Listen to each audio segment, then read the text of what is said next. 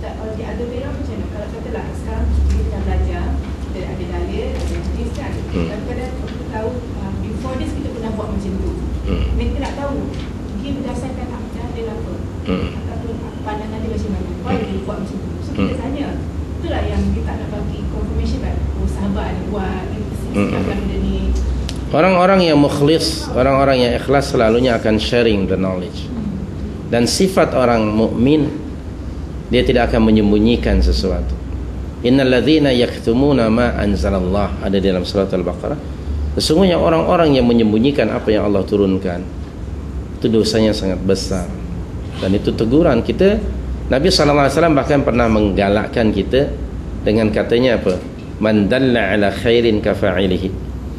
Barang siapa yang menunjukkan seseorang pada kebaikan, maka ia akan mendapat pahala atau ganjaran seperti orang yang ia tunjukkan tanpa dikurangi sedikit pun. Di dalam kitab Riyadhus Shalihin yang sudah kita baca. Dan Nabi selalu juga mengatakan yang anda sudah tahu dalam hadis riwayat Imam Al-Bukhari, mafhumnya ballighu anni walau ayah. Kan biasa kita dengar, sampaikanlah oleh kamu dari ajaran yang kamu tahu dari aku walaupun satu ayat. Maknanya para Rasulullah menggalakkan kita harus selalu sharing kita the knowledge.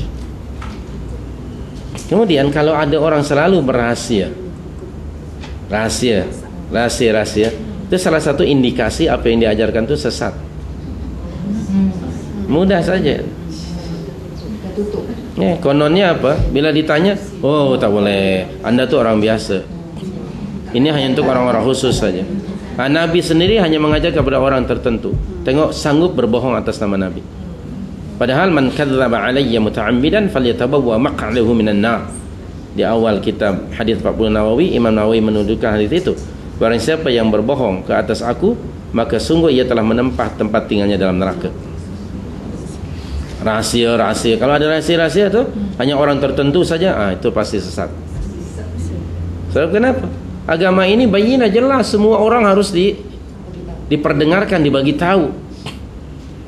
Dia tidak boleh di sorok-sorok.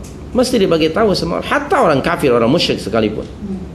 Apalagi di kalangan umat Islam. Tidak boleh kita kedekut. Jangankan dalam ilmu, dalam harta pun tidak boleh. Apalagi dalam soal ilmu. Bukankah justru Nabi menggalakkan pada kita di antara 3 perkara yang memberi manfaat kepada seorang setelah mati apa? Ilmun yantafa'u bihi. Nah, kalau orang ilmunya dari rahasiakan terus, itu namanya kitmanul ilmi. Menyembunyikan ilmu itu haram hukumnya.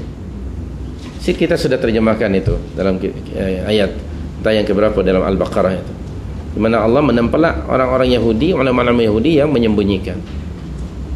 Jadi sekali lagi kita mesti minta kepada dia. Kalau dia bagi, nahmadallah. Atau dia mungkin, ya saya pernah terbaca umpamanya bagi saya masa untuk saya merujuk, itu adab seperti itu. Kerana kita belum sampai ke peringkat yang alim. Kalau Imam Malik rahmatullahi alaihi ditanya 40 pertanyaan, dia hanya menjawab dalam satu riwayat 9 saja, dalam riwayat yang lain hanya 10% out of 40, maka apalagi kita.